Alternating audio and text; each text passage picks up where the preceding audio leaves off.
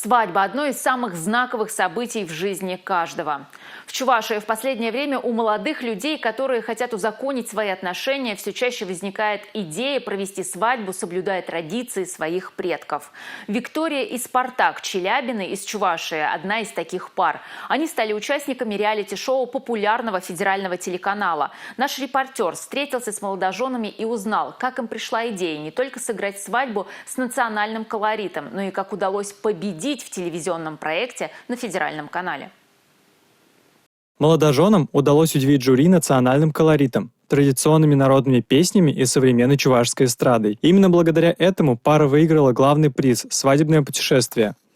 Это уже как априори свадьба должна быть с чувашскими песнями, чувашский певец. У нас был московский Алексей. Традиционные чувашские свадебные обряды и ритуалы пришли в сегодняшний день из далеких времен и успешно сочетаются с современностью. Постепенно молодые пары понимают, что свадьба – это обряд, который стоит провести так, как это делали предки. Ведь в этом обряде заложена мудрость времен, дающая опору и надежду на счастливую совместную жизнь. Молодые пары довольно часто заказывают мероприятия с полной реконструкцией свадебного обряда. Как это делали их даже не бабушки-дедушки, а прабабушки-прадедушки. Например, в свадьбах, которые мы проводили, чаще всего это были молодые люди, которые заинтересованы в сохранении родной культуры, родного языка.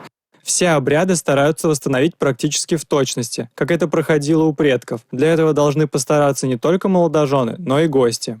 Очень красиво проходит обряд благословения, то есть тут мы тоже восстанавливали древние моменты, привносили элементы из традиционного костюма, из традиционного обряда. И поэтому подобные свадьбы, они очень интересно проходят. Люди туда приходят, иногда все просто гости приходят в традиционном чувашском костюме, некоторые приходят в стилизованных.